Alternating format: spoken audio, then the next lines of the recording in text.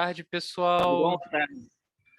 Boa tarde. É, eu sou o Carlos Coelho, então eu estou responsável pela mediação dessa mesa.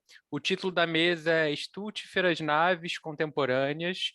A gente está recebendo aqui o professor Jorge Veste, a Otília Gouveia e o Isidro Saneni para a gente ter uma conversa. Eu vou começar, então, falando um pouco sobre as boas práticas aqui no que a gente está propondo nesse acontecimento, nesse evento, nessa jornada, né? O chat ele vai ficar aberto durante todo o tempo das apresentações para perguntas que serão respondidas no final da exposição. As câmeras e microfones elas devem permanecer fechadas ao longo das apresentações, né? Das pessoas que estão ouvindo. Para uma melhor experiência de transmissão, recomendamos o uso do Speaker View, que pode ser selecionado no alto da tela à direita, que eu imagino que vai centralizar no palestrante do momento. Então, obrigado por todo mundo que está aqui. E eu queria perguntar para vocês se vocês têm alguma preferência de ordem de fala. O Isidro pediu para falar em segundo, né? Para ser o segundo a falar. Algum de vocês, Jorge, Otília, tem algum? Preferem começar, encerrar? Para mim, tanto faz. Por mim também está tranquilo, tanto quando começar quanto terminar. Então eu acho que a gente pode começar pela pessoa que está mais distante, então, né, que está em Belo Horizonte, talvez, e a gente encerre por quem já está aqui na proximidade, né? Eu vou apresentar, então, vocês antes da fala, né, com a descrição que vocês me enviaram, né?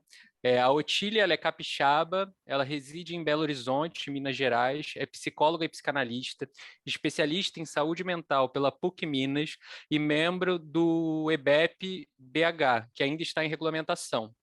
O Isidro Saneni, ele é professor, escritor, artista plástico, empreendedor na área de expansão da consciência e autor de diversos livros. Jorge Veste é psicólogo, psicanalista, mestre e doutor em comunicação e cultura pela ECO, UFRJ, membro do EBEP e autor dos livros Caos Sensível, nas Espumas do Tempo, Nietzsche e Freud, A Morte de Deus e o Assassinato do Pai e Mídias e Identidade Pessoal. Eu queria agradecer muito a presença de todas, todos e todes aqui, e eu passo então a palavra para a Otília começar aqui os trabalhos. E aí no final, queria saber como vocês preferem, se a gente faz as perguntas no final, vocês três falam, e no final a gente faz um debate amplo com todo mundo. Pode ser dessa forma? Pode ser. Pode ser. Tá ótimo, então. Então, é com você, Otília. Vamos lá.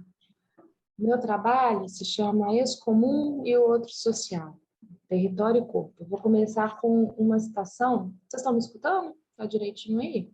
Sim. Ótimo. Vou começar com uma citação do Gramsci, né, que é um filósofo marxista.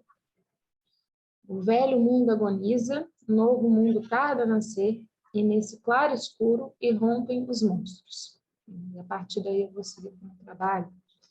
Né? O sentimento caótico evocado no presente, onde a monstruosidade apresenta-se de diversas formas para cada sujeito, devido ao contexto e história própria de cada um, é de uma existência vivida atualmente no processo territorial neoliberal, ou já de encontro, construção, com a próxima fase social que estamos em direção. O caos se instala onde as possibilidades de futuro, de mudança do presente, são infinitas e, ao mesmo tempo, finitas restritas. Tanto o possível quanto o impossível coabitam. O território em que nos encontramos, em passagem de mundos, portanto, reúne algo do velho e do novo. Ao mesmo tempo em que estamos, já há algum tempo, em um novo mundo de possibilidades, pluralidades, vicissitudes, algo de um passado rígido persiste.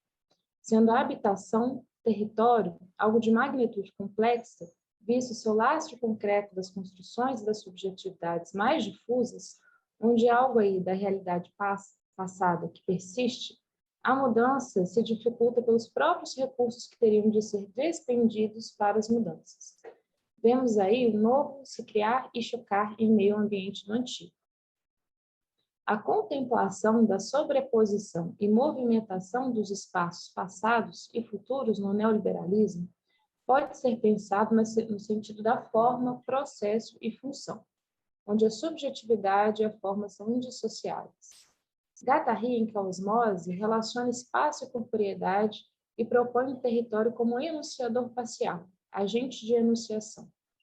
Ali, onde tendemos a separar as disciplinas, como arquitetura e medicina, por exemplo, é possível relacioná-las em uma abordagem fenomenológica de corpo e espaço.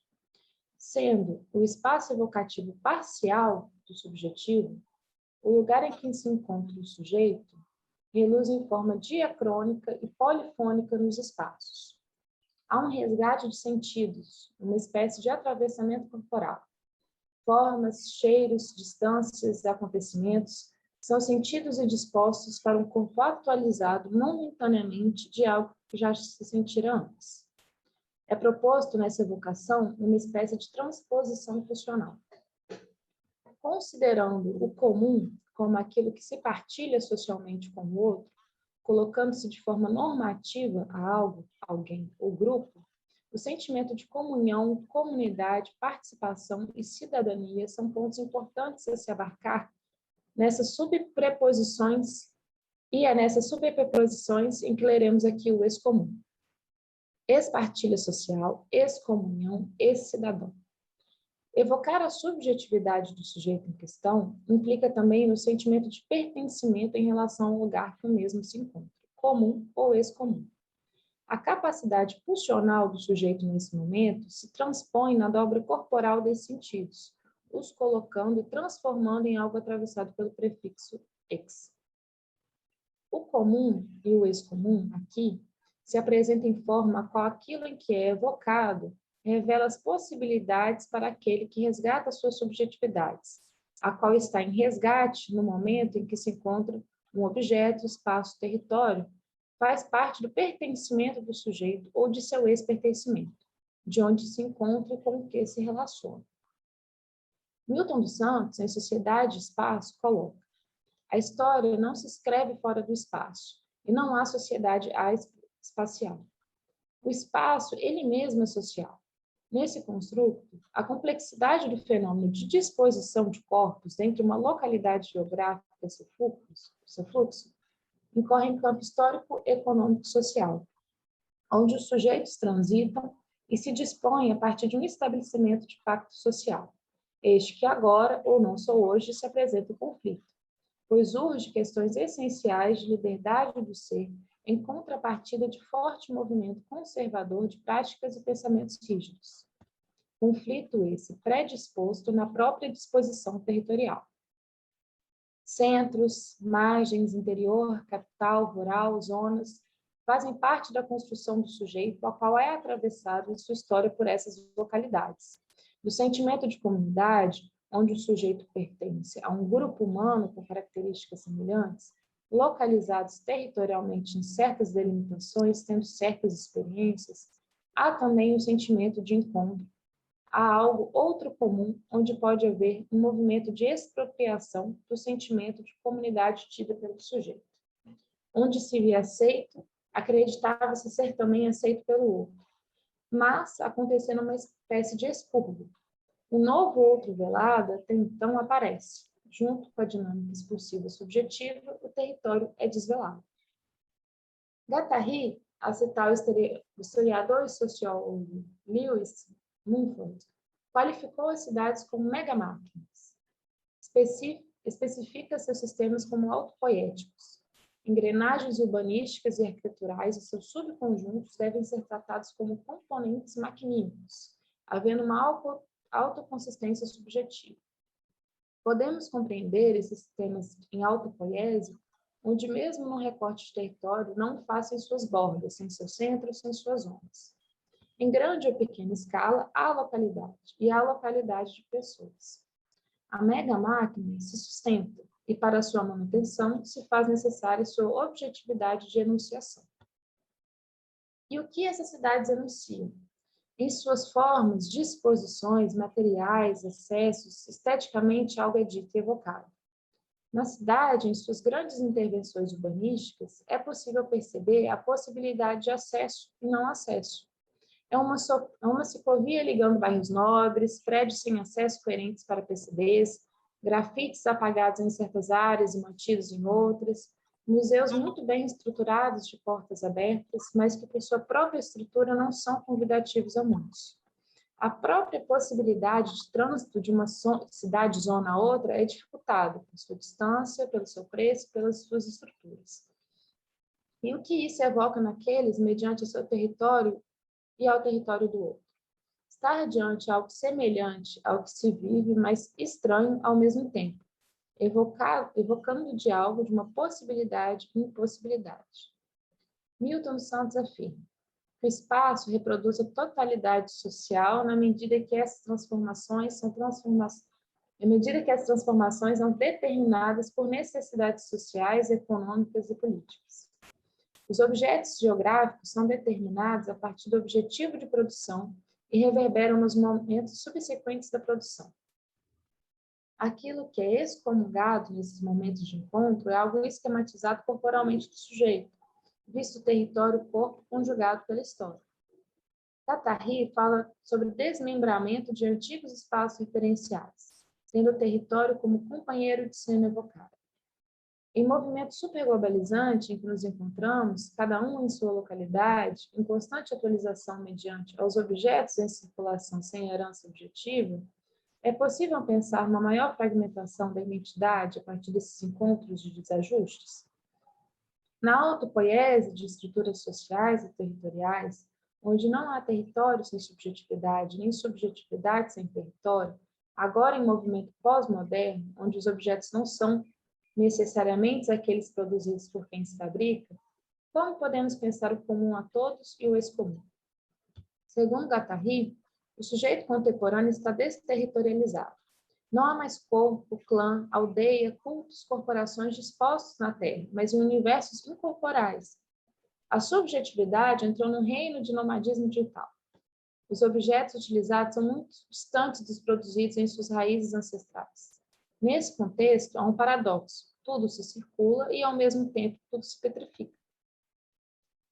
Na imensa circulação digital do sujeito, do próprio objeto, em que a subjetividade acaba sendo dispensável, vista a dinâmica consumista da época, o território ainda assim persiste. Mesmo com o possível distanciamento dos sujeitos e as suas origens, como numa espécie de dissociação. Esse território persistente, que não se enraiza no sujeito, imbuído de algo que já existiu e não ultrapassa, pois está petrificado, ainda assim evoca. A capacidade evocativa do território em neofluxo continua. Agora, talvez, de outra posição.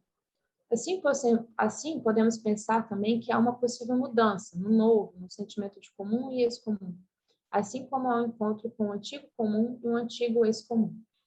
Retornando à frase de Gramsci, onde o rompimento dos monstros se encontra nesse claro escuro, podemos pensar na efervescência desses monstros.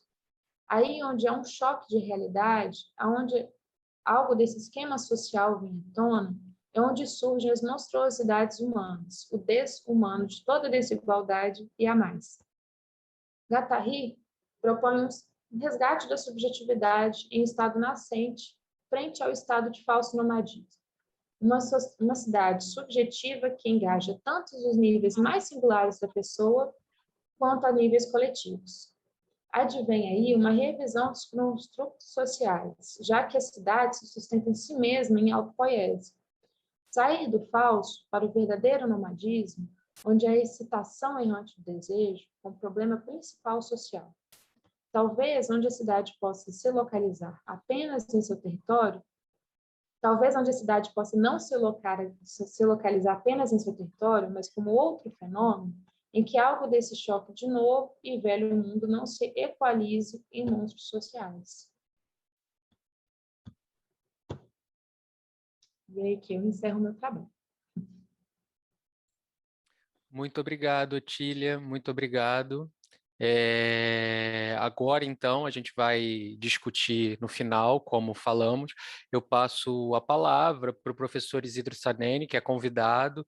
Eu queria agradecer muito a presença e vamos começar, então, esse diálogo aí, que eu tenho certeza que vai ser ótimo.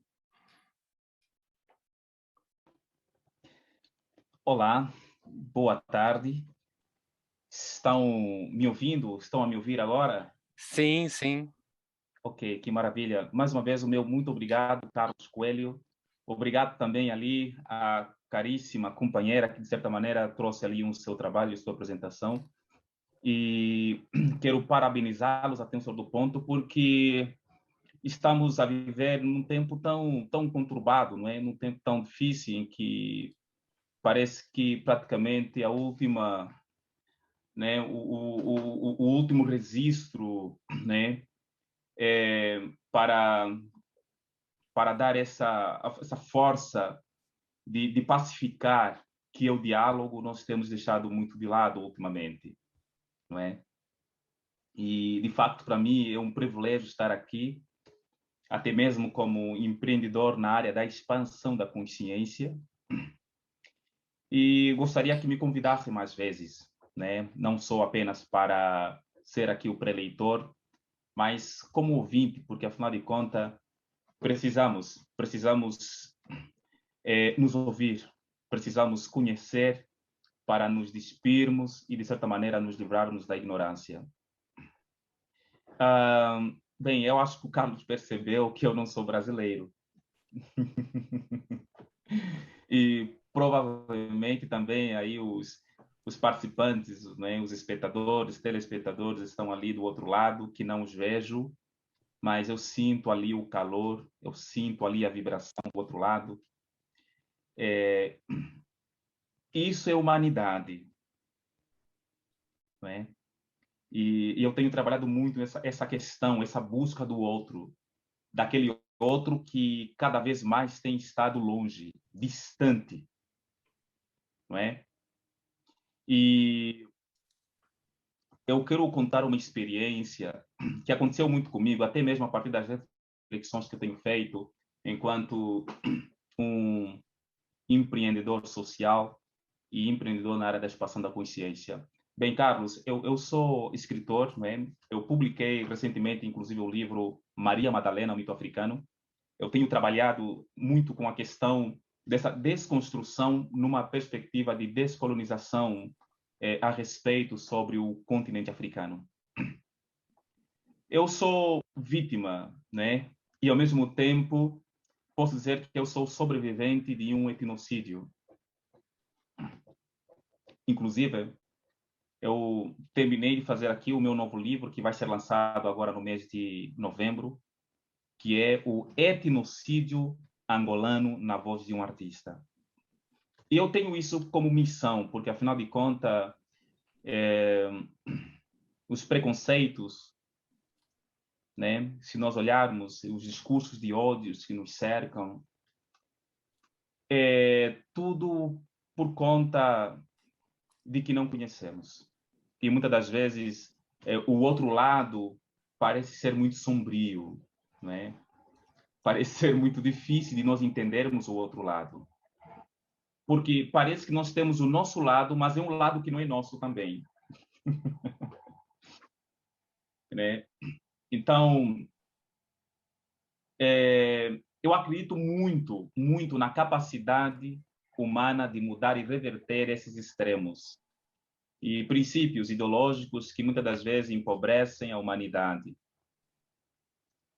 E como sempre, eu tenho dito que eu sou humano, além de ser africano, angolano, eu digo que sou humano. E eu acredito que antes de nós olharmos, antes de nós discutirmos qualquer questão que não, pronto, qualquer questão ideológica, questões de religião, não importa o que seja, é muito importante que devemos pensar uma coisa: existe o ser humano.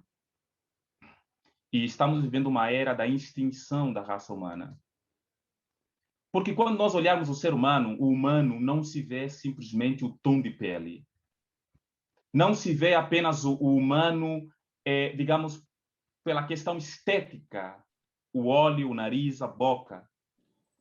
A partir do momento que o ser humano, nós passarmos a olhar o ser humano num âmbito mais, numa questão mais figurativa, mais e mais nós estaremos trabalhando e estaremos, de certa maneira, aprovando, sem querer, não é, a extinção da raça humana. Parece ser muito difícil, né? Tentar ser diferente no mundo onde todos querem ser iguais.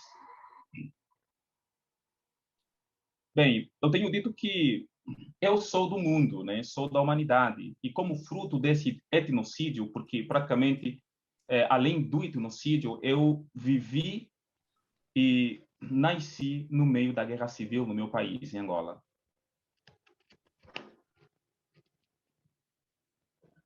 E eu sempre me questionei o porquê que os meus irmãos lutavam entre si. Eu nunca compreendi muito bem.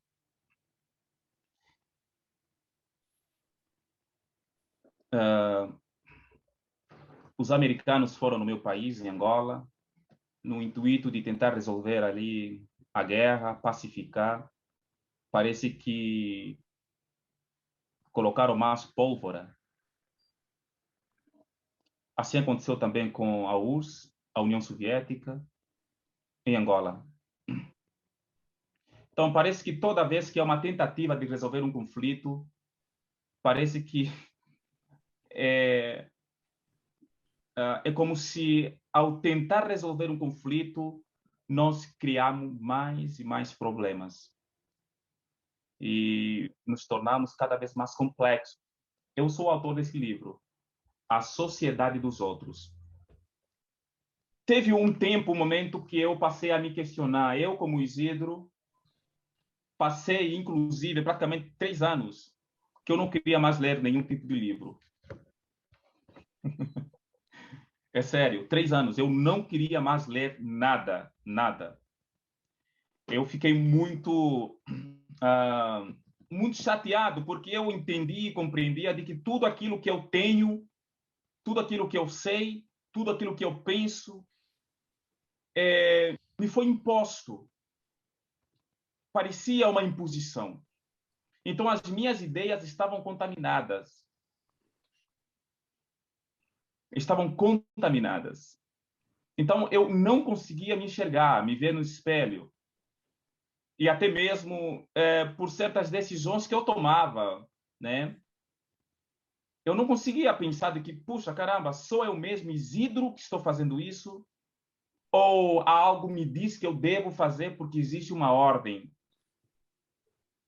né? E nós vivemos hoje numa sociedade, num mundo em que parece que só conta a história, só conta a verdade aqueles que vencem. Então, nós estamos nessa confusão, nós estamos nesse mundo. E eu escrevi A Sociedade dos Outros, e eu tenho trabalhado muito com essa questão, essa busca do outro, e é justamente por isso que eu faço da arte, e eu uso a arte como um elemento de cura. Porque eu acredito que, não que eu, de fato, esteja, de certa maneira, desfavorecendo as religiões, né? A educação, mas eu acredito que a arte, é difícil ver preconceitos na arte, porque quando nós estamos diante de uma obra de arte, nós não nos perguntamos quem o fez, mas nós nos surpreendemos. Uau! Putz, caramba! Né? Então, isso me chama muito a atenção. E eu tenho hoje a arte como um dos caminhos mais simples e mais fácil para humanizar o mundo. Né?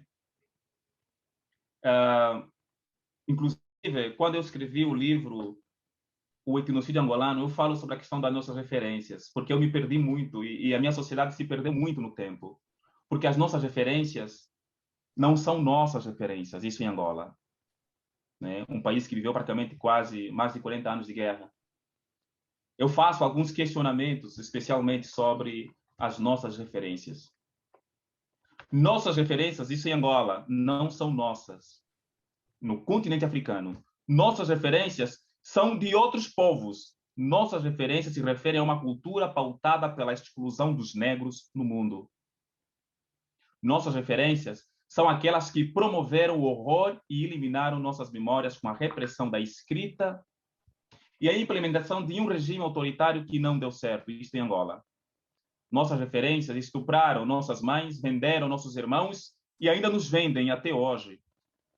Nossas referências incutiram na mente de nossos irmãos líderes por falta de opção e a perpetuação do discurso do colonizador. Nossas referências estão até hoje nas nossas bibliotecas, nas nossas escolas, nas nossas casas através da televisão, nos nossos escritores de trabalho e até mesmo nos nossos discursos. Entre 100 livros nas nossas bibliotecas em Angola, 90 são as referências que temos. Né? Nossas referências estão por todos os lados e até na roupa que vestimos. Estão as nossas referências. Teve um momento em Angola que, por exemplo, eu cheguei até mesmo a usar um creme. Em Angola, existe um creme, por exemplo, em que as pessoas usam para clarear a pele. Um creme que, pronto, porque a ideia que nos foi passado é de que você precisa ser branco para ser aceito na sociedade.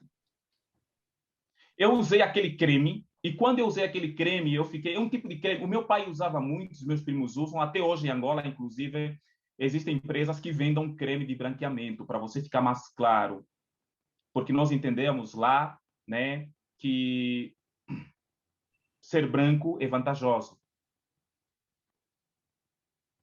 Mas eu não entendia muito bem, e sempre eu olhava os brancos como heróis.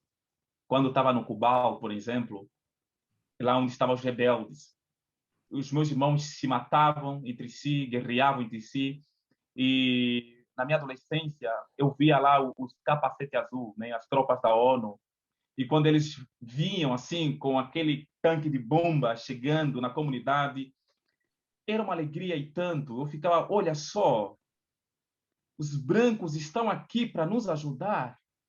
Os nossos irmãos pretos estão aqui se matando e eles vêm aqui para nos ajudar.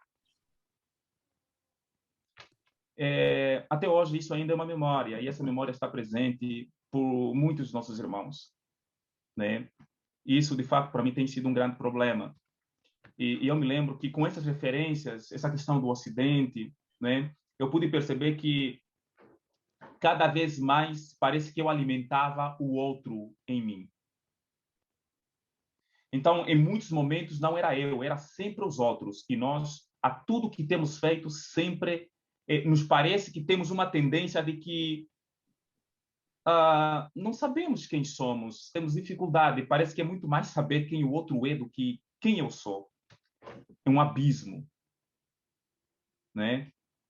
E, inclusive, eu vou ler aqui um texto aqui desse livro, se me permite, Carlos. Não sei se meu tempo já esgotou. Não, não esgotou ainda não. Pode continuar. Muito obrigado, Carlos. Olha, ser ou não ser, eis a questão. Questão essa que nos faz divagar numa vasta imensidão cheia de tantos eus, né? Hamlet, nascido nas entranhas filosóficas de Shakespeare, né? Indagou-se mergulhando em desvaneios que até hoje ecoam nos labirintos do pensar. Ao perceber-nos seres inacabados, buscamos em outros a completude de uma natureza singular. Submergidos na história que reverbera ao longo dos milênios, vemos tudo repetir-se diante dos nossos olhos. Alterar o que somos em função do outro faz-se menos doloroso que opor-se a uma tirania liderada por déspotas que se alimentam de almas sofridas, almas banidas, que já nem sabem quem são. Nós não sabemos. São tantos outros em mim que eu não sei mais quem eu sou. Não sei. Porque esses outros estão cada vez mais presentes. Então, parece cada vez mais difícil ser diferente do mundo onde todos querem ser iguais. Na sociedade dos outros, a primeira pessoa do singular já não existe. Tornou-se apenas mais uma célula que compõe um sistema nervoso caótico. Não pensa, logo não existe. Isso não sabemos disso. desintegramos-nos vagarosamente, não ser, tornou-se a única opção a nós conferida, né? E assim como a linda flor primaveril murcha e seca-se pelo poder fumigante do sol, morremos nós, desativados, substituídos, descartados por outros eus que nunca fui eu, mas a soma de outros que talvez nunca quis ser. A sociedade dos outros apaga-nos, esvazia-nos da nossa essência e nos reduz ao esquecimento. Quanto tempo temos? É uma pergunta. Quem de nós verdadeiramente existiu? Essa voraz sociedade segmentou-nos e nos reduziu a um céu sem estrela, uma rosa sem perfume, um corpo sem vida. Alguém que passou aqui e não foi notado.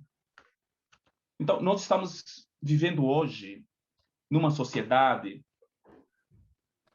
em que precisamos refletir, precisamos pensar eu. As pessoas às vezes me perguntam, mas, professor Isidro, por que você parou de ler livros? Foram 3 anos. Eu parei de ler livros. Obviamente, hoje já sou um pouco mais seletivo e eu leio e tal. Mas, na verdade, foi um protesto que eu fiz a mim mesmo. Porque eu queria me esvaziar. Eu queria, de certa maneira, tirar tudo aquilo que eu aprendi, vários conhecimentos, e eram conhecimentos até bons, mas o que eu não me enxergava. Eu queria ter a experiência da solidez de eu pensar pelos meus próprios pensamentos. Eu queria até mesmo entender a história do meu país, que até hoje, inclusive, né, eu tenho feito menção a respeito sobre esta única história, essa única narrativa que existe, por exemplo, em Angola. E o porquê que parece que é muito mais aceitável, né? Hoje é muito mais fácil unirmos-nos pelo ódio do que unirmos-nos pela paz, pela pacificação, né? E pela verdade. Eu vou finalizar, queria ser muito sucinto, né? Aqui. E tudo isso que estou aqui a falar é fruto de diversas reflexões. Eu aprendi a ser negro aqui no Brasil. Lá de onde eu venho, tem muitos pretos por lá. E muitos pretos que lá estão são pretos ainda com a concepção, com o pensamento de um colonizador.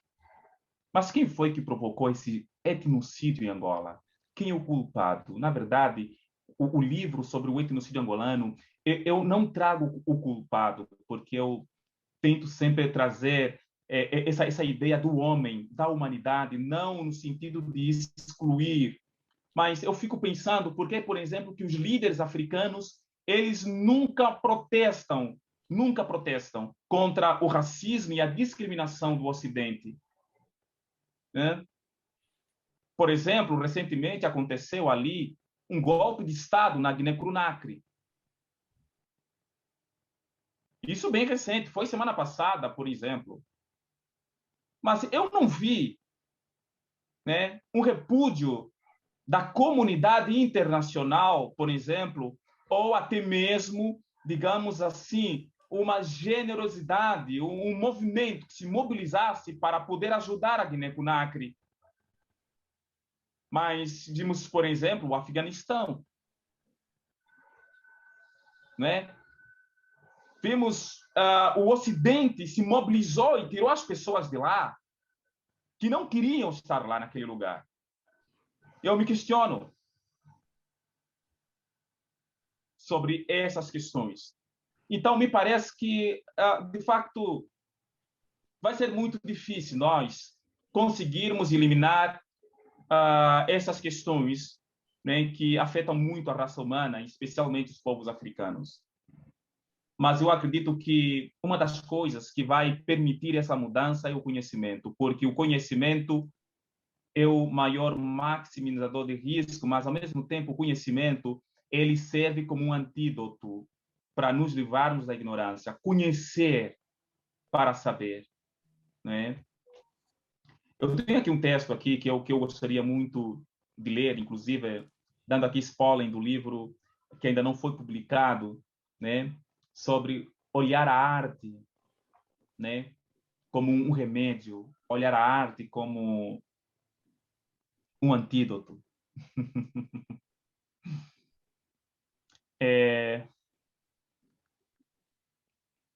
A arte como um alimento de cura.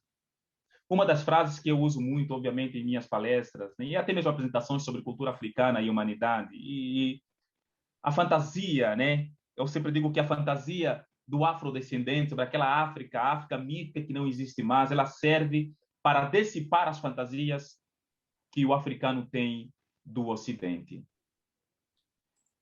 Como artista e escritor, eu faço da arte como um elemento de cura. Não é possível ser livre e se curar se não abraçarmos a arte. Ainda acredito que ela, no caso a arte, é um dos caminhos mais simples e, obviamente, fáceis para a humanização. Não trago a questão da humanização, como havia dito, no sentido de excluir ou amenizar as dores do povo negro no mundo e as lutas. O povo africano, por exemplo, é um povo muito artístico, talvez o mais criativo em relação a outros povos. Temos feito da tristeza a música e a dança para disfarçar as nossas dores internas. É na arte onde o povo africano se esconde. Cada peça de arte, cada objeto de arte, cada louvor, cada música, cada expressão ou qualquer linguagem artística é uma espécie rara de cura. Acreditem, isso é verdade. É como dançar num deserto após dias sem beber água. É como pintar uma tela ou cantar uma música sem saber o que comer amanhã. É na música, na arte, que o africano busca se encontrar, esquecer seus problemas. É na arte onde o africano encontra o seu curandeiro, encontra a sua solidez. É na arte onde o vazio, o turbulento se dispersam. Eu, quando falo isso, eu fico emocionado, porque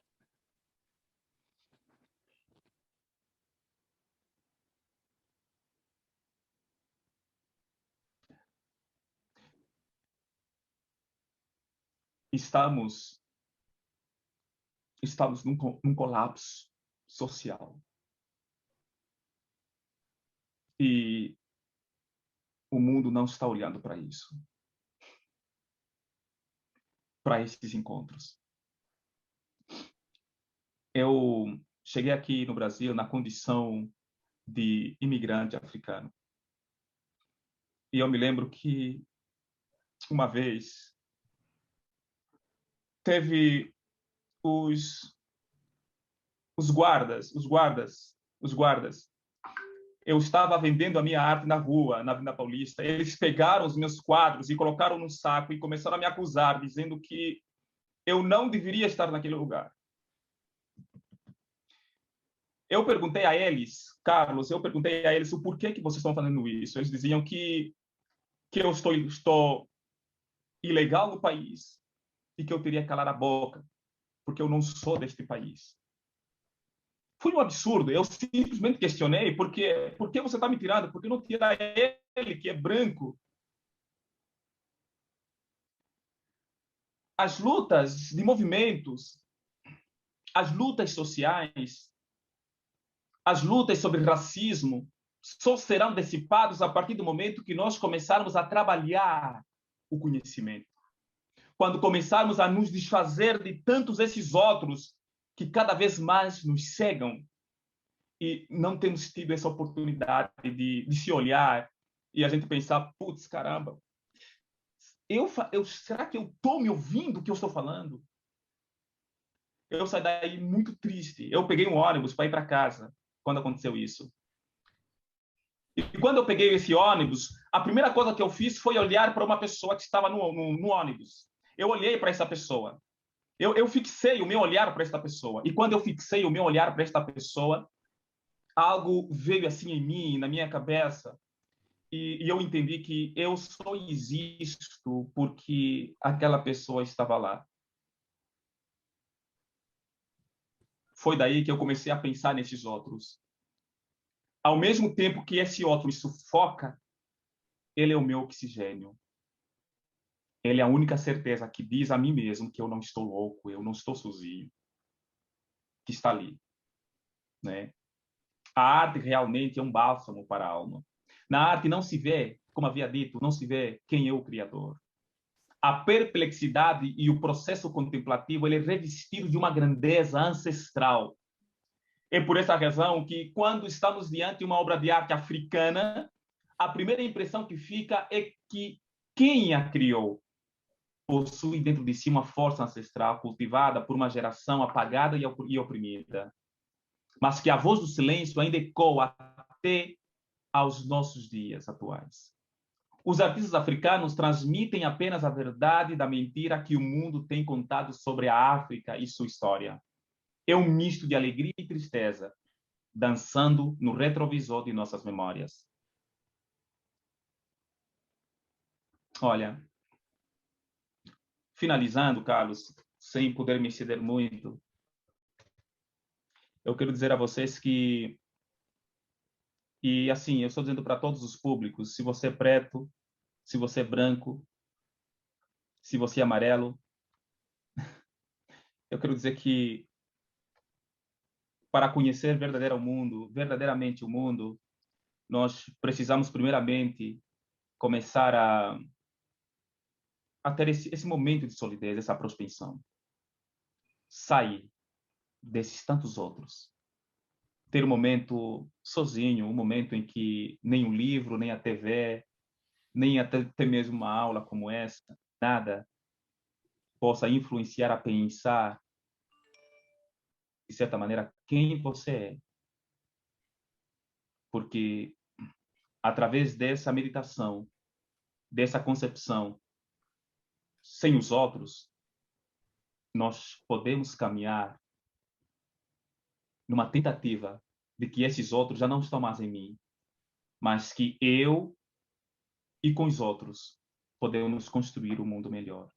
E com isso, quando você está nessa prospecção, quando você está nesse fluxo, nesse pensamento, eu acredito que não importa a pessoa que você vai conversar, se a pessoa é de esquerda, de extrema direita, se é católico, se é da Umbanda, se é do Candomblé, se é um curandeiro, um mágico, não importa. Porque simplesmente a primeira impressão, a primeira coisa que virá na sua mente é de que essa pessoa é um semelhante. É um semelhante. Essa pessoa pode pensar diferente, mas você entende que é um semelhante. E como semelhante, até mesmo pensando diferente, pode até ser um feiticeiro. Poderá entender de que não há nenhum problema, porque afinal de contas, eu estou diante de um ser humano. Estou diante de alguém que me dá oxigênio para viver, que me faz respirar e que me faz pensar sobre mim mesmo. Obrigado, Carlos Coelho. Muito obrigado a todos, especialmente pela força e o carinho ao meu trabalho. Obrigado. Muito obrigado, Isidro, muito obrigado mesmo. Uma fala muito forte, muito potente, que eu tenho certeza que dá muito a pensar a todas nós, a todos nós que estamos aqui, e certamente espero que a gente ainda consiga estender essa sua fala para que possamos trocar um pouco com todo mundo que está aqui te escutando. Obrigado de verdade. Eu vou passar então agora a palavra para o Jorge, antes da gente abrir esse canal de diálogo com todo mundo que está aqui assistindo. Fique à vontade para fazer a sua exposição, professor Jorge. Muito obrigado pela presença. Boa tarde. Eu queria agradecer essa oportunidade, né, da gente estar se encontrando para trocar algumas questões, né, algumas experiências nessa área, né, do conhecimento, da experiência da psicanálise, e ter essa gratidão de estar nessa nau dos loucos. É sempre um privilégio, né, estar entre os loucos. Então, eu gostaria de colocar algumas questões, né, para a gente discutir eventualmente. Uma delas é tentar articular essa questão que o Freud, né, ele fala que a psicologia social e a psicologia do indivíduo, né, são a mesma psicologia. Então, como a gente está num momento, né, de crise social, não só aqui no Brasil como no mundo, então a maneira como essa crise ela acontece também dentro, vamos dizer, das subjetividades e a maneira como a gente lida, vamos dizer, na nossa prática cotidiana com essa crise, que é uma crise diferente, né, que a gente vive, parecida com essa, né, que o Isidro trouxe para a gente tão bem, né, que ele vive na África, porque, como ele, né, também a gente, como psicanalista, a gente está vivendo as mesmas coisas que as pessoas que a gente atende. A gente não está numa posição externa, exterior, vamos dizer, aquilo que está sendo vivido. Então, uma das questões que eu queria trazer, né, que é essa articulação entre aquilo que o Freud chama, né, da questão das massas e essa questão das multidões, né, do Negri, do Hadid. Porque o Freud, quando ele tematiza a questão das massas, né, ele tematiza essa questão do Urvater, né, o pai primevo, como sendo aquilo que na psicologia, vamos dizer, do indivíduo seria o fantasma originário, aquilo em torno do qual se organiza os investimentos libidinais. Então, no caso das multidões, né, diferente das massas, a gente tem um movimento mais descentrado, mais errático. Portanto, né, a experiência nossa, né, da modernidade ela é muito mais perto desse sentido de multidão do que de um sentido de massa, na medida em que ela é mais rizomática, né, ela é mais polimorfa. Então, os processos de subjetivação, né, e as próprias movimentações da libido, elas não se organizam mais em torno desse fantasma originário, né, de um eixo, mais de um descentramento, né, de um polimorfismo. Então, esse descentramento do sujeito, né, em torno, né, das zonas parciais, das zonas erógenas parciais, dentro de um processo muito mais dispersivo, que o Hakim Bey, né, ele tem um termo que ele usa que é o TAS, né, TAS significa o que ele chama de uma zona autônoma temporária, para dizer dos movimentos na internet, né, dos movimentos virtuais, que expressa, vamos dizer, o sujeito atual, nesse sentido que há um estado, né, vamos dizer, de dispersão, de não localização, não só em termos do sujeito, mas também da própria libido, né, em relação aos seus objetos. Então, o campo libidinal, na multidão, ele é mais, vamos dizer, rizomático, ele é mais disperso, ele é mais polimorfo em relação ao que seria o estado da massa, que ele tem um Führer, ele tem um líder. Ele tem lá, para usar uma metáfora, né, fazendo uma referência ao Isidro, tem um branco lá no meio do inconsciente. Tem sempre ali um branco liderando as massas, né? Tem sempre uma branquitude, de alguma maneira. Uma outra questão que eu queria colocar, né, nessa direção essa referência ao comum, né, ao incomum, e as resistências, vamos dizer, a esse estado, né, desse sentimento do incomum. Uma das resistências, né, ela aparece nessa construção do Freud, né, quando o Einstein manda uma carta para o Freud, né, perguntando o porquê da guerra, né, por que os homens, né, sempre fizeram guerras, desde que a humanidade existe, e se vê que as guerras não resolvem os problemas humanos, senão já teriam resolvido. E por que a gente continua guerreando, se elas não resolvem? E o Freud ele diz que isso se deve, né, ao que ele estava tematizando como sendo a pulsão de morte. Portanto, as guerras, né, elas não servem para resolver problemas. Elas servem para expressar essa necessidade humana de trucidar pessoas, de matar pessoas, de destruir coisas. Então, vamos dizer, o problema, né, que supostamente as guerras tentariam resolver, elas são sempre desculpas, né? Na verdade, para a carnificina, em relação a esse tipo de gozo, né, que o Freud estava lidando, da pulsão de morte, né, das pulsões de morte. Então, essa questão, né, ela é bem desenvolvida ali também pelo Mbembe, né, pelo Fanon, em relação à necropolítica, a maneira como, né, a morte, né, ela é uma questão política, uma questão econômica, né, ela é aquilo que ordena, na verdade, o campo político. Hoje em dia, né,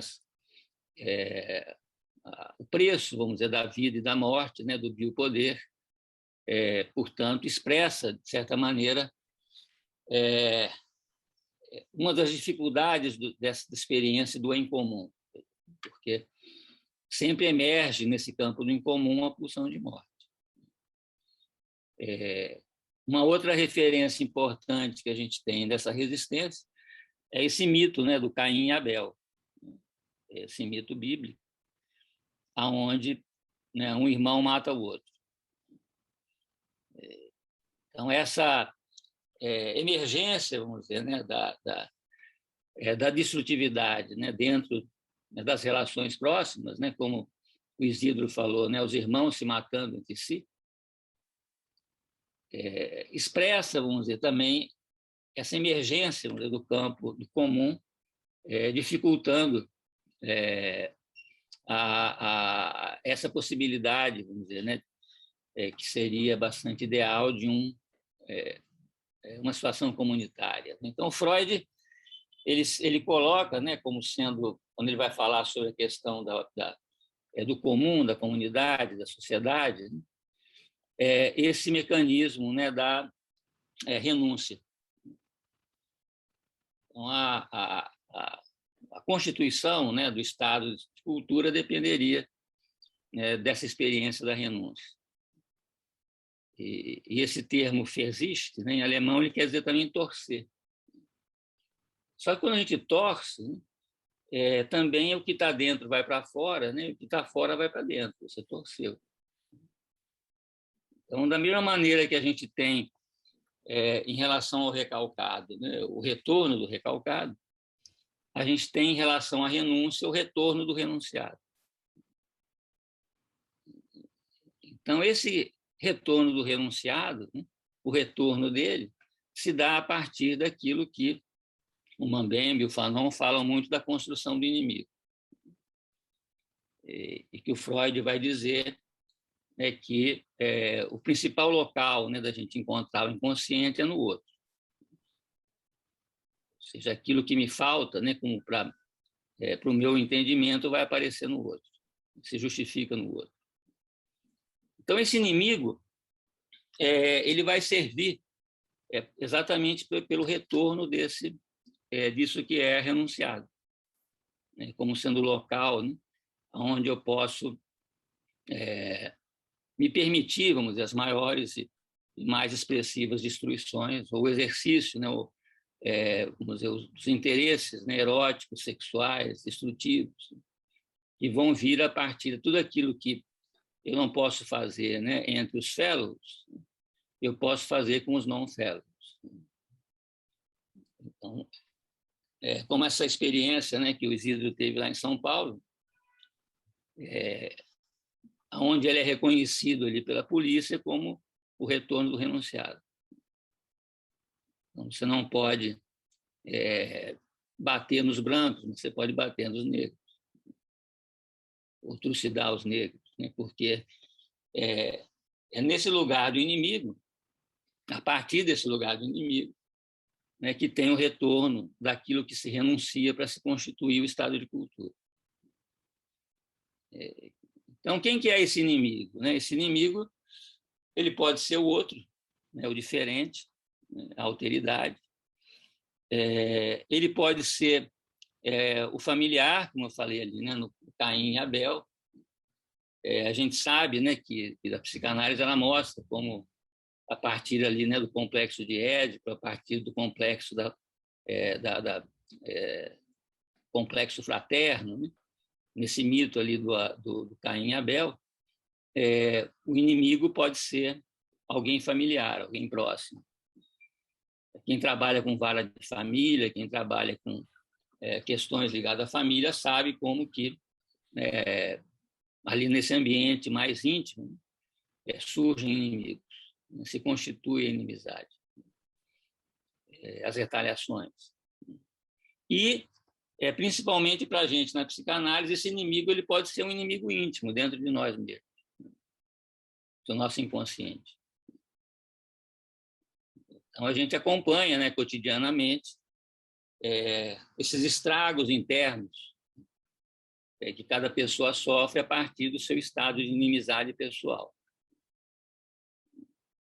Então, nessas 3 áreas, né, de constituição do inimigo, a gente tem a manifestação, né, daquilo que é renunciado, tanto em termos eróticos, quanto em termos destrutivos, para a constituição da sociedade, né, do Estado societário, de uma cultura.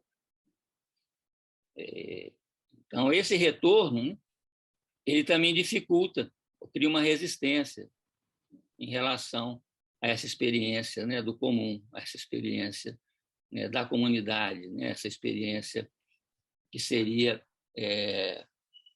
vamos dizer, benéfica, né, e ela, devido, né, à necessidade do retorno do repudiado, também, né, é intenso a necessidade de se constituir esse lugar do inimigo,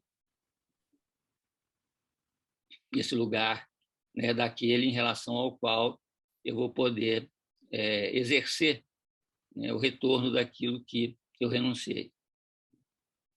E uma outra questão que eu queria colocar, né, para a gente discutir, que faz parte, principalmente da nossa prática, né, psicanalítica nesse momento de crise, que é esse movimento, né, virtual, esse movimento que a gente está agora aqui, né, num ambiente virtual, que se dá, né, em relação a um estado de crise, né, que um estado de crise intenso, né, e abrupto, que cria aquilo que a gente chama de uma neoformação estrutural psíquica, né, um estado novo de estruturação psíquica. Então, esse estado, nessa neoformação, ela vai requerer também uma nova forma, vamos dizer, de abordagem, que em grande parte é respondida, né, pela situação da virtualidade, da virtualização. Agora, esse estado de virtualização, ele traz algumas questões, né, que já pairavam sobre nós, né, mas que agora ficam muito mais importantes da gente refletir. Uma delas é aquilo que eu chamo de uma espécie de nova zona erógena, que é a zona erógena, esse de eletrônica. Então, essa zona erógena é uma área de excitação entre o homem e a máquina. Essa excitação, né, esse erotismo com a máquina, não é exatamente em relação ao conteúdo da máquina, aquilo que a gente vê na tela, mas com a manipulação das máquinas. Então, todo mundo sabe que 80%, né, daquilo que a gente fica vendo no smartphone é desnecessário no computador. Não tem a menor importância. A importância está mexendo com a máquina, essa espécie de acarinhamento com o smartphone,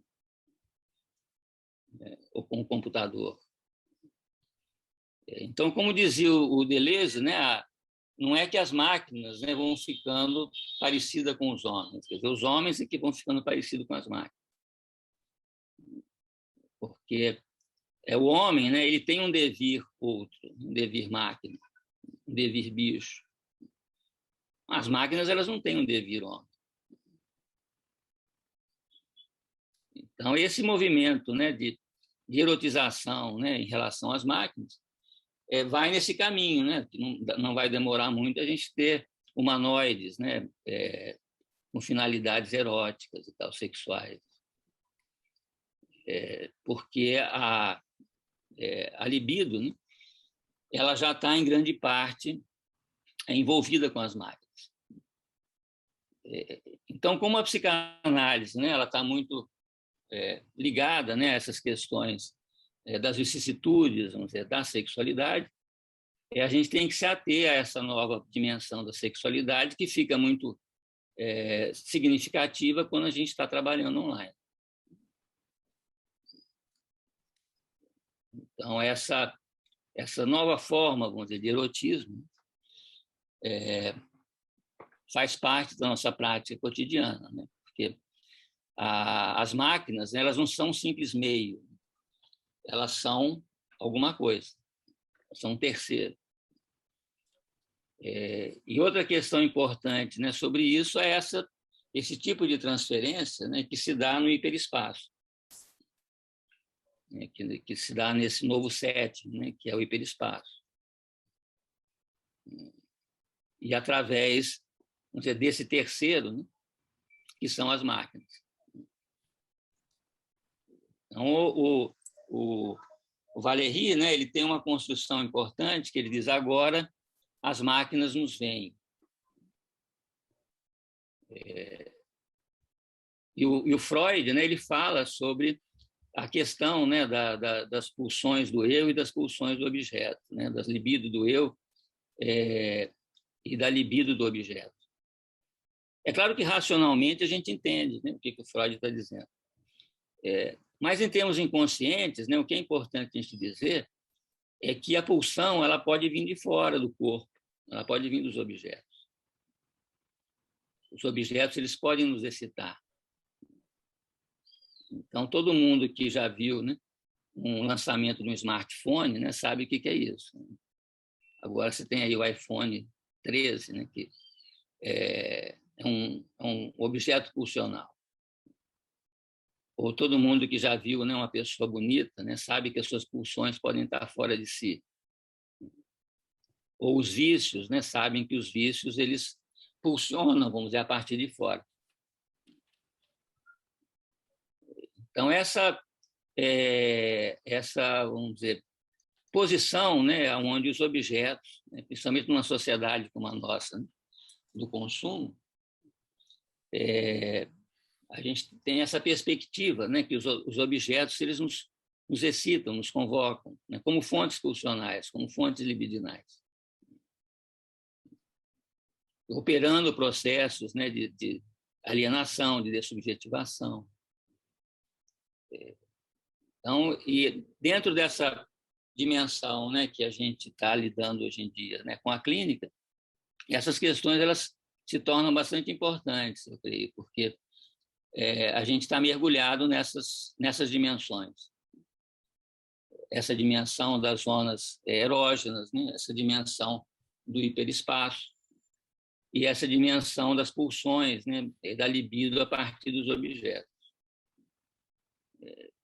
E as consequências, né, ou as condições, vamos dizer, positivas, negativas, né, enfim, diferenciais em relação a esse campo, vamos dizer, que se constitui da clínica, né, da psicanálise, no momento de crise, respondendo, né, a uma neoformação estrutural psíquica, né, que se constituiu nisso que a gente chama de novo normal.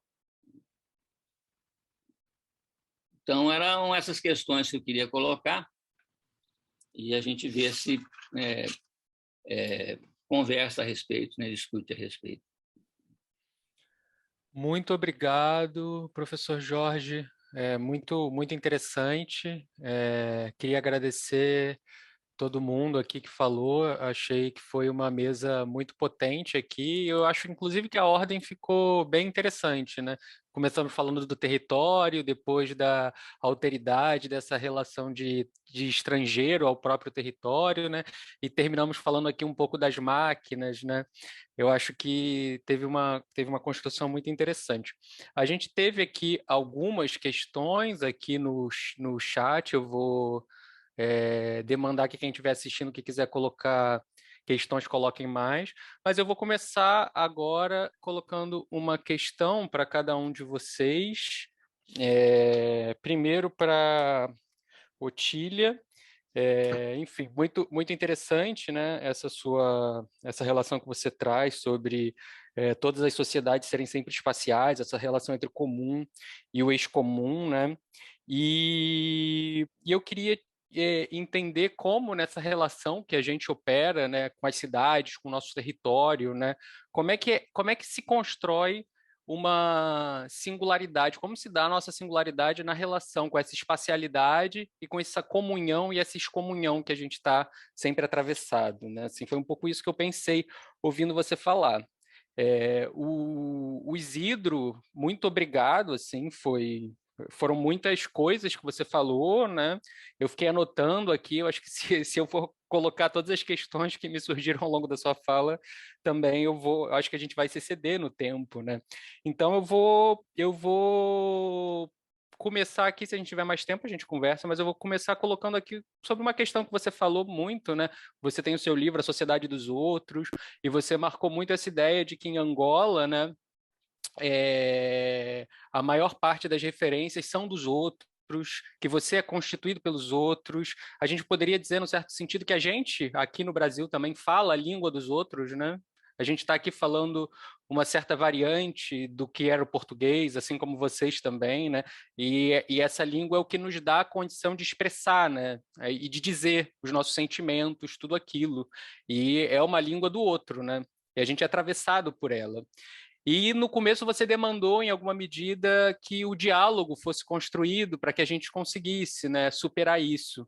E aí eu te pergunto, como é que a gente consegue construir um diálogo e a gente consegue alcançar algum tipo de singularidade também, assim, né, nossa, da nossa história, se a gente está sempre falando a língua do outro e a gente ainda tem que dialogar com uma outra pessoa que está falando uma outra língua. A gente consegue? Como se constrói esse diálogo, né? Até que ponto a gente consegue superar uma violência que acaba sendo inerente a esse próprio diálogo? É um pouco por aí que eu gostaria que você comentasse.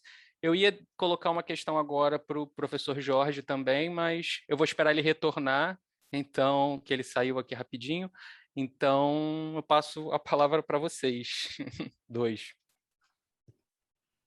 É curioso, Carlos, a pergunta que você fez sobre... Você quer perguntar para o Jorge? Acabou de voltar. Desculpe que bati na minha Depois eu porta. falo. Não, tranquilo. Então, eu pergunto para ele, então, e aí você continua e vocês vão logo, né? A sua palestra foi muito interessante, assim, muito interessante.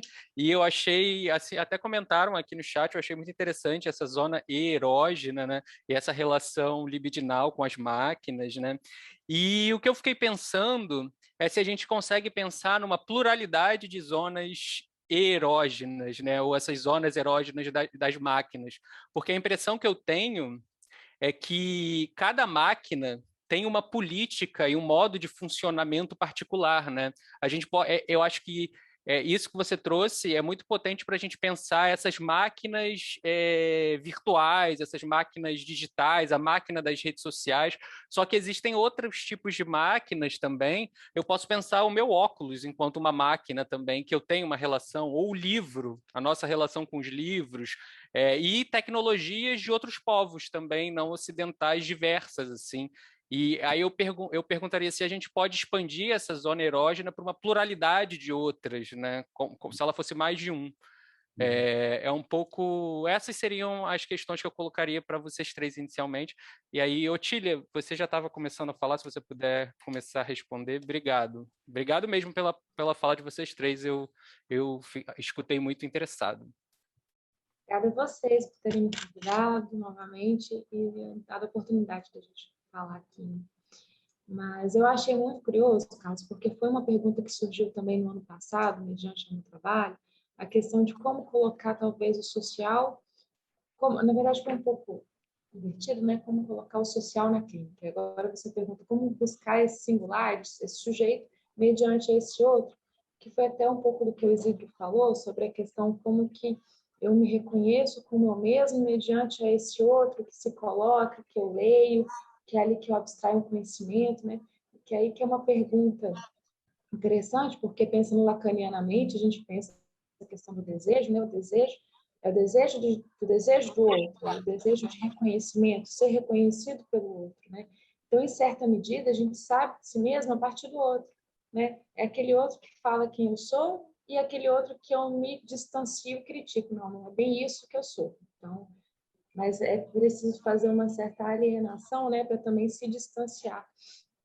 E aí, isso pensando lacanianamente, mas pensando talvez por um ponto, talvez da esquizoanálise, isso vai por uma outra via, essa pergunta que você diz, que você pergunta, né, que você questiona, talvez a singularidade aí, ela se mistura muito mais numa questão de potência, né, de não tanto um enquadramento do sujeito, uma delimitação do sujeito em si mesmo, né, mas é algo ali que encosta no outro. Então, mesmo que se tenha um sujeito ali com sua singularidade, com a suas questões que são muito íntimas, esse próprio é também um sujeito que ele é abarcado por questões íntimas, mas também sociais. Então, o território que ele cresceu, o território que ele circula, que ele transita, evoca algo do que ele teve como experiência do que ele também não teve como experiência. Né? Aí, a partir, talvez, a gente pode pensar nesse campo em que o sujeito se dá a partir do outro, se distanciando dele, fazendo uma crítica, né? Daquilo que o outro diz, pode ser que eu não seja, pode ser que eu seja. Ou aquilo que o outro diz, eu vou viver, ou vou pensar em vários outros, né? Para ser, né? Porque acho que há até uma conversa que eu tive outro dia com os amigos, que é criar um próprio outro para si mesmo, né? Outro em que você vá se localizando, assim, na vida, né? Assim, uma espécie de alteridade mesmo, de tentar se localizar dessa forma. Eu penso nesse sentido, que a partir do comum, do ex-comum, apesar que se tem a sociedade, há espaço para o sujeito. E esse sujeito, ele, de certa forma, está afetado por esse outro, como se fosse esse esquema de autopoiese mesmo, que se sustenta justamente o sujeito por ter esse outro a se localizar. Não sei se ficou claro. Sim, sim, muito obrigado. Agora, Isidro, se você quiser responder, então, depois a gente passa para o Jorge, seguindo a ordem aqui das falas. Ok, obrigado. Estava vindo aqui atentamente a Utila Gouveia, né? Que ela tem praticamente uma fala muito parecida com a minha, não é? Até um certo ponto. E de fato, é uma tarefa muito árdua, né? Trabalhar com esses outros. Eu tenho dito às vezes de que a vida, ela só é vida quando é vivida, envolvida na vida de outra vida. Como é que eu posso viver e envolver a minha vida na vida de outra vida? Né? Eu só percebi isso muito mais tarde, obviamente. Digamos, não sei, talvez seja tão tarde assim. Eu tenho 32 anos, né? Ainda há muito que estudar, ainda há muito que me olhar e sem ter que deixar que esse outro saia, né? Porque também, se eu deixar que esse outro saia de vez, o meu eu já não será mais eu. Ele some também, né? Mas essa questão, inclusive, tem uma parte do meu livro, que eu respondo muito bem aqui, né? Eu sou muito apaixonado por pessoas. E quando olho alguém, mesmo que de longe, sei que é a cura para a minha sobrevivência, agora e no porvir. Não se trata de salvação pelas obras. Estamos doentes. Precisamos reconhecer isso. O mundo precisa reconhecer que nós estamos doentes, porque O problema hoje né, dessa sociedade contemporânea é essa solidão, né? É esse vazio, né? Porque ela é espiritual, é ontológico, é fisiológico, né? Então, nós somos muito desamparados, né? Muito desamparados. Então, perdemos a essência do ouvir, do diálogo. Muita gente falando a mesma língua, mas sofrendo profundamente por não ser compreendido por aqueles que aparentemente entendem o seu código linguístico. Isso é muito interessante, porque como, por exemplo, né, eu vou entender o outro se esse outro fala diferente de mim mesmo? Como dialogar com esse outro que pensa diferente, que fala diferente, não é? Ele tem um agir diferente. Bem, a solução não é dissipá-lo. Não é acabar com ele. Talvez eu possa estar errado, mas comigo tem funcionado muito bem.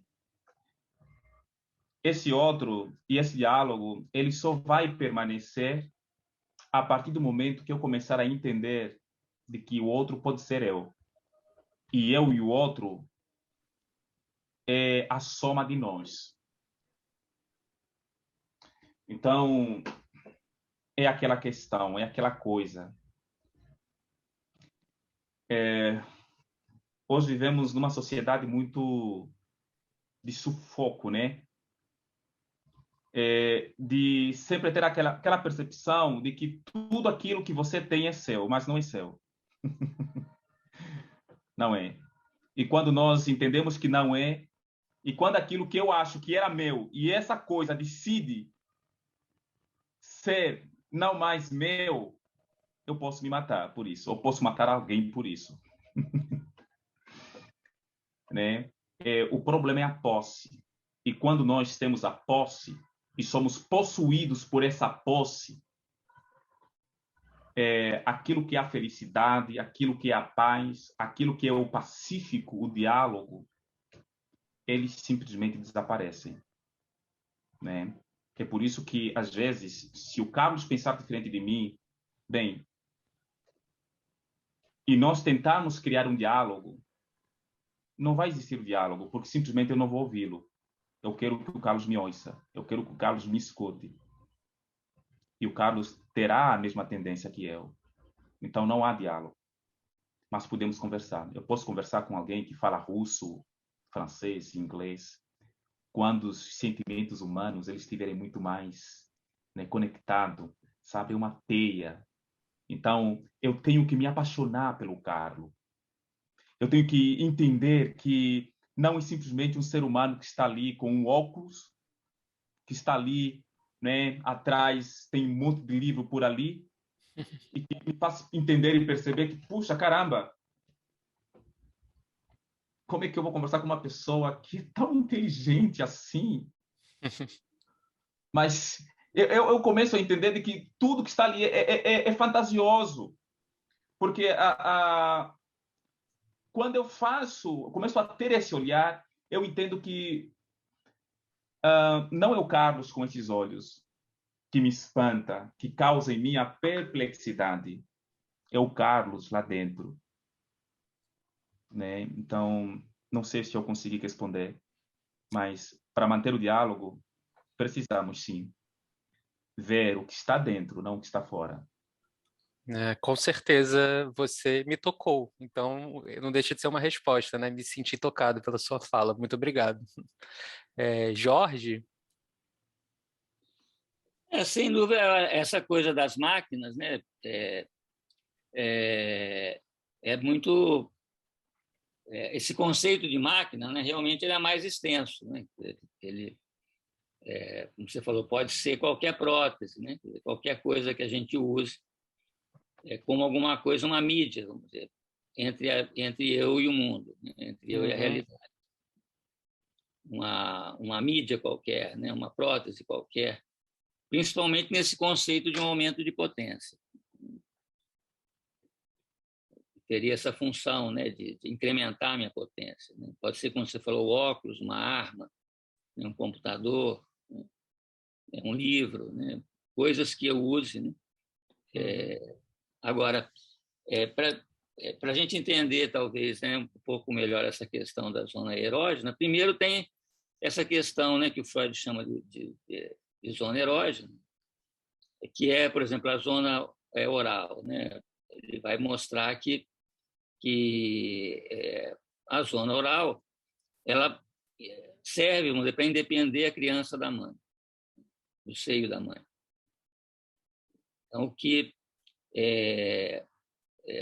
interessa, vamos dizer, na zona erógena da criança oral, né, não é o seio da mãe, é a sensação que a criança tem quando mama. Portanto, é o erotismo, vamos dizer, da boca, não é do seio. De tal maneira que a criança, na medida em que o erotismo está na boca e não no seio, ela pode se deslocar para uma madeira, para a chupeta, né? Principalmente no exercício, né, do que a gente vive na psicanálise, que é a linguagem. Então, a linguagem, a fala, né, ela é parte, vamos dizer, dessa zona erógena, desse erotismo oral. E todo mundo que acompanha a vida de criança sabe que a criança ela fala, né, começa a falar libidinalmente. A criança tem um gozo na fala. A criança ela não começa a falar para se comunicar.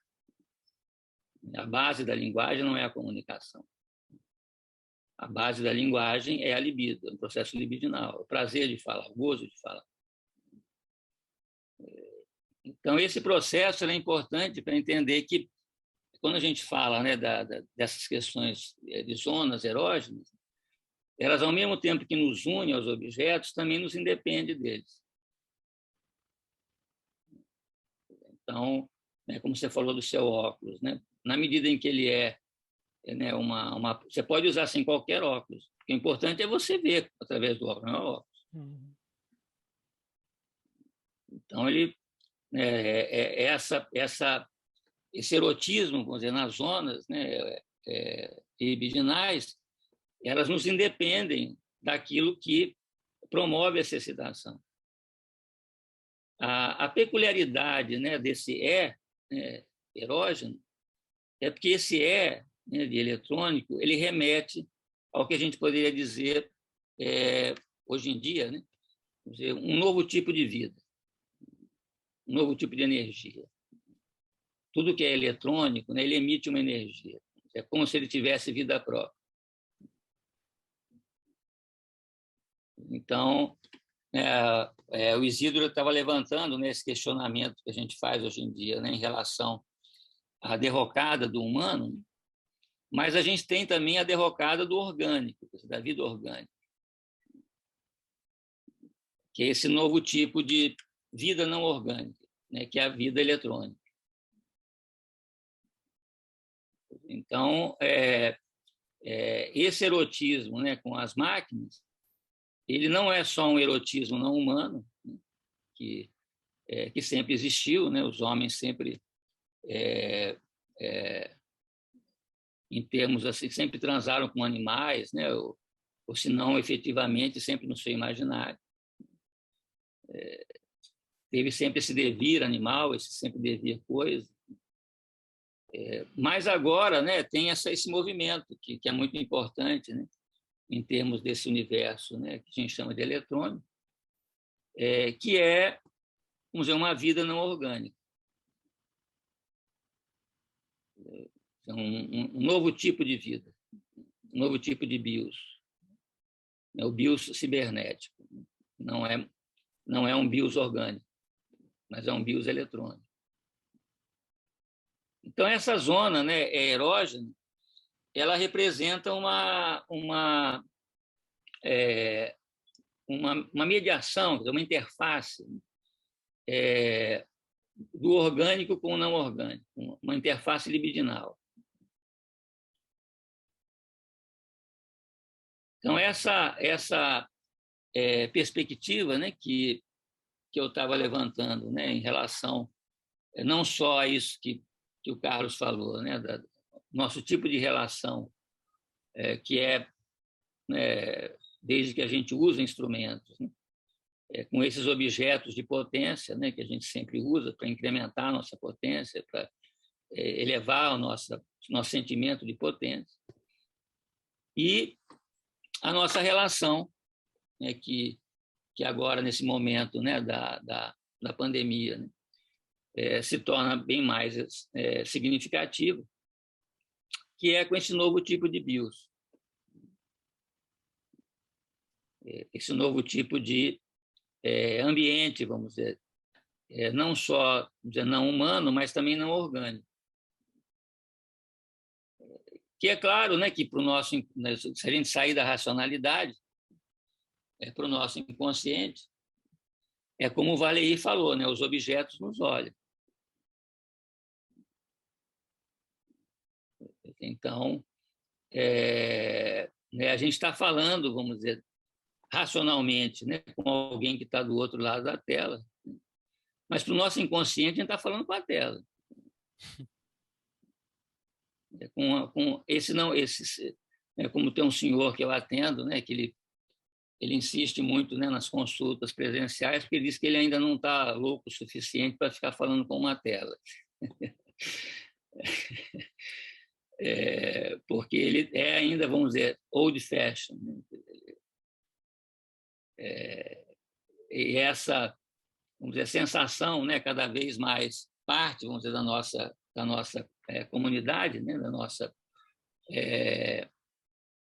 dessa que a gente chama da pós-modernidade, que é esse envolvimento que eu estava realçando como sendo libidinal, né, como sendo erógeno, não meramente comunicativo. Né, os gadgets, né, os aparelhos eletrônicos, né, eles não são simplesmente meios de comunicação. Eles são formas de relacionamento. Então, era isso que eu tinha para tentar colocar ali em discussão. Muito obrigado. Eu tinha vontade, tenho vontade de continuar essa conversa, mas eu tenho certeza que a gente vai ter oportunidade, então vamos tentar conversar um pouco com o pessoal que está aqui nos comentários, né? Eu acho que eu vou trazendo as questões em bloco e aí vocês vão comentando, vocês vão escutando, aí vão comentando. O primeiro comentário foi da Emília, pergunta, né? Como nós, brasileiros, nos pensamos, nos vemos e somos olhados pela ótica do colonizador? Eu acho que essa pergunta é dirigida, sobretudo, para o professor Isidro, né? Aí a gente teve aqui os comentários, fantástica palestra, professor Isidro, obrigado, que potência de fala. Aí a gente tem uma questão, um comentário aqui do Mark Guedes. Neuza Souza, grande psicanalista, em seu livro Tornar-se Negro, disse que, abre aspas, uma das formas de exercer autonomia é possuir um discurso sobre si mesmo, fecha aspas. E no mesmo livro menciona que, abre aspas, o negro que se empenha na conquista da ascensão social paga o preço do massacre mais ou menos dramático de sua identidade. Aí a Juliana Barros comentou, sim, Afeganistão está em todas as notícias, o golpe na Guiné só vi aparecer numa página de geografia do Instagram. E aí a Leila coloca a questão para o Isidro, né, que ele falou numa outra entrevista que o nome Angola era Angola, sem o A, né? Se ele puder contar essa história, aí o Roberto Lima Noronha disse to be or not to be, that's the question, do Oswald de Andrade, do Manifesto Antropófago. Esses comentários aqui foram, sobretudo, para a fala do Isidro, né? E aqui tem uma questão do Roberto Lima para o Jorge, que é a noção freudiana do narcisismo, das pequenas diferenças, que nos faz ver o outro como diferente e, em consequência, como inimigo ou adversário a ser combatido, não está na base psicológica da relação entre política e guerra, tão característica do nosso tempo. E aí, logo em sequência, aqui também teve um comentário da Singuala, que é o Manifesto Ciborgue, da Donna Haraway, é um ótimo texto para pensar essas zonas erógenas. Inclusive, quando eu fiz a pergunta, eu estava pensando exatamente nesse texto. Então, acho que eu estava pensando justamente nessa questão do ciborgue, da relação entre o biológico e o orgânico. Enfim, foram esses comentários que recebemos aqui até agora, e vocês sintam-se à vontade para falar sobre eles. Pode ser, de repente, o Isidro, né, que começou com algumas questões para ele, né? Bem, falando, obrigado mais uma vez, Carlos, muito obrigado. Bem, prometo aos meus amigos, né, aí que também estão palestrando, prometo não roubar-lhes muito tempo, mas é muito interessante, porque eu penso que esse ouvir o outro, ouvir sempre aquele que, de certa maneira, é o nosso semelhante, que vamos convergir, né, e pronto, e de certa maneira termos ali um único olhar, um único pensamento, né? Afinal de contas, estamos aqui porque somos seres humanos, não porque cada um pensa e tem ali as suas questões ideológicas, né? Bem, o Brasil praticamente é um país ocidental, né? E também entendo que o Brasil é muito interessante a história do Brasil, né? Porque é um país de extremos, né? É como se vivesse num conflito consigo mesmo, né? É muito interessante estudar o Brasil. Mas ainda, por incrível que pareça, mesmo que uma boa parte da população é preta e negra no Brasil, a sociedade brasileira ainda não se revê nela, né? E o que é grave é a presença da ausência. Assim como na sociedade africana, por exemplo, Carlos, se tu fores em Angola, os angolanos não lhe dirão nada. Assim, digamos, se você perguntar sobre os problemas, mas você vai ver os problemas sociais, assim, que são muito absurdos mesmo. Mas é muito interessante que no olhar de cada angolano há uma denúncia. Há uma denúncia. E quando eu olho o Brasil, eu percebo que existe no Brasil uma ausência da presença. E quando eu olho num olhar de um afrodescendente, eu percebo ali uma denúncia e, ao mesmo tempo, eu percebo ali uma criança. Vejo uma denúncia e, ao mesmo tempo, eu percebo ali uma criança. Aquela criança que perdeu os pais e não sabe por onde começar. E a única memória que lhe restou é apenas aquele momento único, singular, do pai e da mãe. Após isso, não tem mais nada, né? E eu entendo, obviamente, que tanto brasileiro quanto os africanos, nós, obviamente, compartilhamos de uma memória ancestral, né? E eu acredito que, respondendo aqui uma outra questão que foi levantada, especialmente sobre Angola e Angola, o Brasil é o primeiro país a reconhecer a independência de Angola, assim, no âmbito, digamos, como um país ocidental. Um país ainda em que o racismo é muito dissimulado, né? E é um país, talvez o pior país mais racista de todos os países que eu já pude assim viajar e conhecer, né? Justamente por conta dessa ausência da presença, né? Daquilo que era para estar, mas não está, né?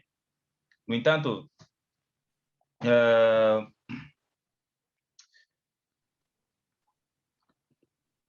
essas denúncias elas ainda não foram aceitas, apesar do Brasil ter avançado muito. Angola, por exemplo, é um país, como havia dito, né, que eu sou sobrevivente de um etnocídio. E os portugueses, colonizadores, fizeram isso e ainda continuam fazendo isso em suas colônias. Aqui no Brasil, obviamente, em muitos aspectos, não foi diferente, né? Por exemplo, hoje nós conhecemos Angola, mas Angola é um nome o A, ele é um prefixo. É um prefixo dado pelos portugueses. O nome verdadeiro de Angola é Angola, que significa reinos. E os portugueses chegaram lá e começaram a nomear coisas. Tiraram o nome dos nossos soba, tiraram o nome sobre... enfim, né, de autoridades tradicionais. Né? Parece que ficou aquela coisa de que os brancos chegaram em Angola e pediram para que oréssemos. Então, nós fechamos os olhos, né, porque nós não tínhamos nada. Aliás, nós tínhamos as terras e os portugueses não tinham nada. Aliás, assim, os portugueses tinham Bíblia. Então, eles nos deram a Bíblia, fechamos os olhos, e quando abrimos os olhos depois de orar, aconteceu uma coisa assim, parece uma mágica, né? Os portugueses ficaram com as terras e nós ficamos com a Bíblia. E aí eles começaram a nos batizar. Batizaram todo mundo. E aquilo que era Angola, reinos, porque Angola é um país de conotação de vários reinos, são vários reis em Angola. Aí eles acrescentaram a letra A, Angola. Então, ao invés de ser reinos, passou a ser 100 reinos. Né? E até hoje, pouquíssimas pessoas se questionam. Tem antropólogos, historiadores que confirmam, mas os políticos preferem, né, o nome de Angola, e muitos desses políticos que estão em Angola, por exemplo, eles foram formados pelo Ocidente, pelos brancos. E os seus filhos, eles não gastam, por exemplo, valores lá em Angola, eles gastam na Europa. Então, é como se fosse um tributo, né? Aquilo que eles aprenderam ao professor. Mas é muito difícil pensar humano, colocar o humano e o capital junto, né? Parece muito difícil a gente tentar fazer essas duas medidas. Não sei se eu consegui responder aqui, não sei se, de repente, talvez o outro convidado também vai responder. Eu acho que alguém aqui comentou que aconteceu também com os povos indígenas, né? Pois é.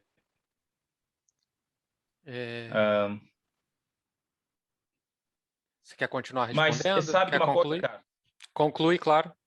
Carlos, isso, sabe de uma coisa, Carlos? É por isso que, para nos curarmos, nós precisamos ler, precisamos ver o outro mundo, parar de olhar a África pelo binóculo, sabe?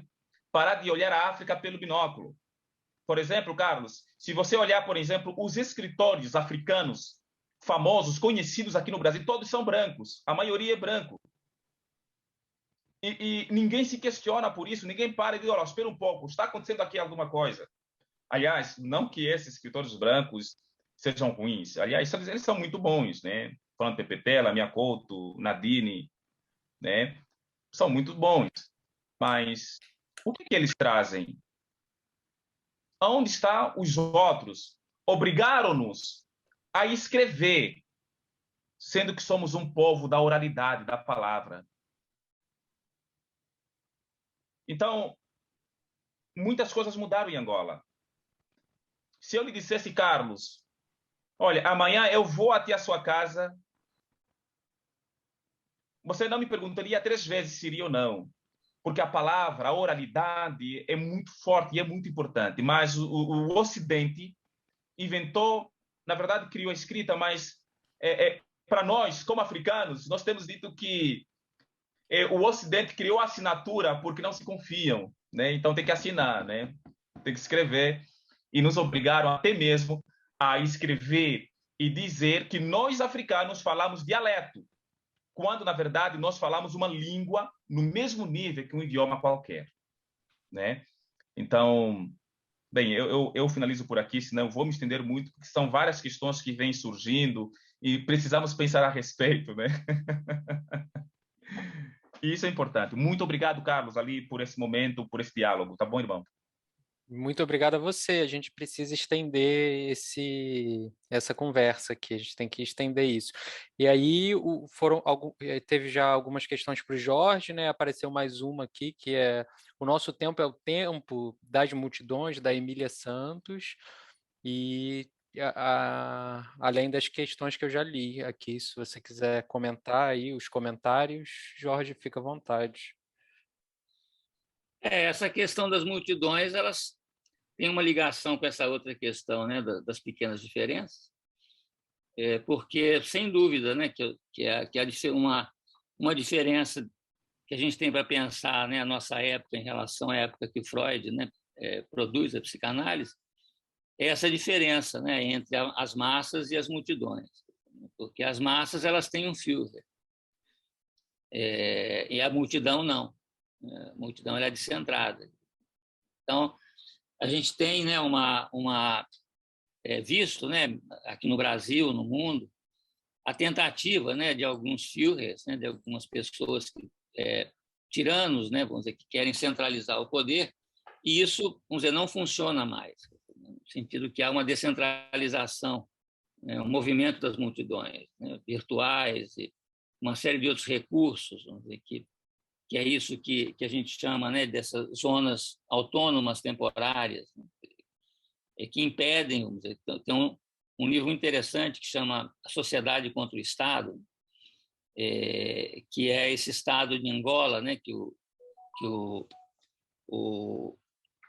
o Isidro falou, quer dizer, né, onde a sociedade ela se organiza de uma tal maneira que ela impede a constituição de um Estado soberano. Então, as multidões, né, elas são esse tipo né, de resistência a uma soberania, enquanto que a massa ela tem uma soberania. Ela tem ali um Führer. Então, esse estado, vamos dizer, que ele é social, ele é também subjetivo. Como eu estava dizendo, né? A libido, vamos dizer, do sujeito, né, da subjetividade contemporânea, ela é mais dispersiva. Os nossos fantasmas, vamos dizer, que ordenam, né, os nossos investimentos libidinais, eles são mais rizomáticos, dispersivos. Eles não são mais tão hegemônicos, vamos dizer, e determinantes. Então, a sexualidade, né, hoje em dia, ela é mais dispersa, ela é mais múltipla, diversa. Então, não só, né, a gente vive, né, num estado mais de multidão do que de massa, como internamente também, os nossos fantasmas, né, eles não são mais hegemônicos. E é possível, vamos dizer, você ter, né, esse termo que a gente fala muito da diversidade, não só entre as pessoas, mas também subjetivamente. Então, esse estado, vamos dizer, de multidão, ele traz à cena essa questão das pequenas diferenças, e cria, vamos dizer, esses vários reinos, né, que o Isidro falou, vários territórios, dentro, né, da mesma territorialidade, né, dentro da mesma subjetividade. Agora, essas pequenas diferenças, né, elas vão ser importantes na constituição desse estado de guerra, né, naquilo que a gente chama da invenção do inimigo, né, a invenção do outro, dependendo da pressão, né, libidinal gerada pela renúncia. Então, a força, vamos dizer, daquilo que é renunciado vai se utilizar, vamos dizer, dessas pequenas diferenças para inventar um inimigo através do qual eu possa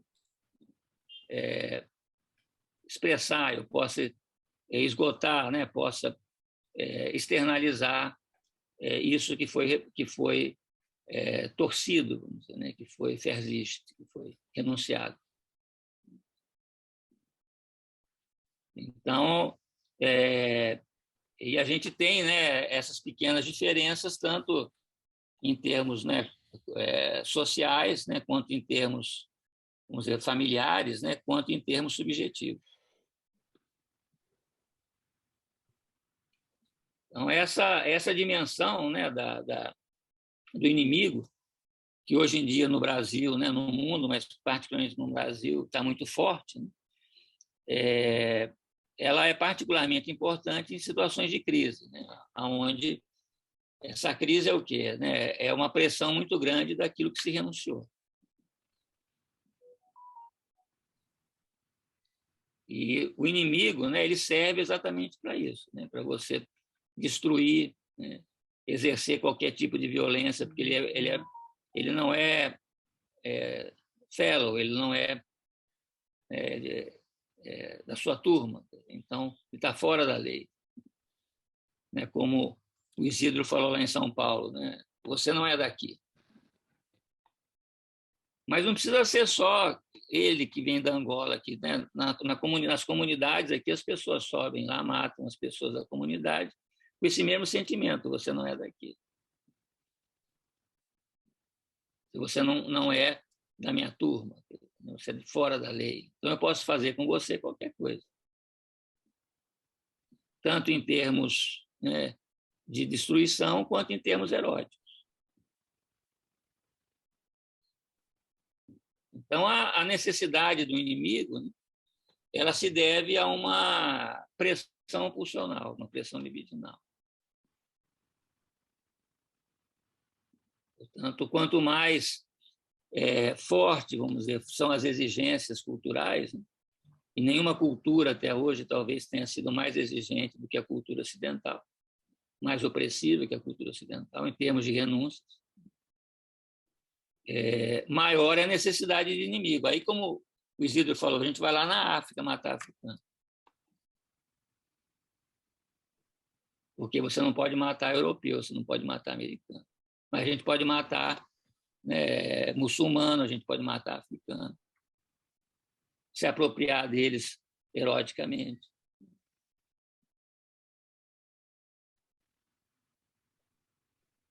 Então, essa necessidade, né, vamos dizer, de ter inimigos, de ser inimigo, né, não só de ter inimigo, mas, né, como dizia o Nietzsche, né, você tem que arrumar um inimigo à sua altura. O Jorge, se você puder concluir, porque a gente está estourando o horário aqui agora. Já estou recebendo orientações aqui que a gente tem que se encaminhar. Se você puder concluir. Eu ia concluir com essa questão, né, que a gente está muito dentro aqui no Brasil, né, nesse momento, dessa necessidade, né, de ter inimigos, né, e de ser inimigo de alguém. Como, né, uma demanda pulsional, uma demanda libidinal, dentro de um estado de crise. Então, era isso que eu tinha para dizer. Um prazer estar com vocês. Muito obrigado. Tinham mais questões aqui, então a gente vai ficar com esse desejo de continuar essa conversa. Muito obrigado, Jorge, Otília, Isidro. Foi uma tarde muito agradável, um prazer ouvir vocês e partilhar um pouco e produzir uma comunidade aqui com vocês por esse tempo aqui. Muito obrigado mesmo, tá, pessoal? Daqui a pouco... Valeu. Daqui a pouco começa outra mesa, às 4h30. E é isso, gente. Obrigado por todo mundo aí que colocou as questões. Obrigada, gente. Abraço para vocês.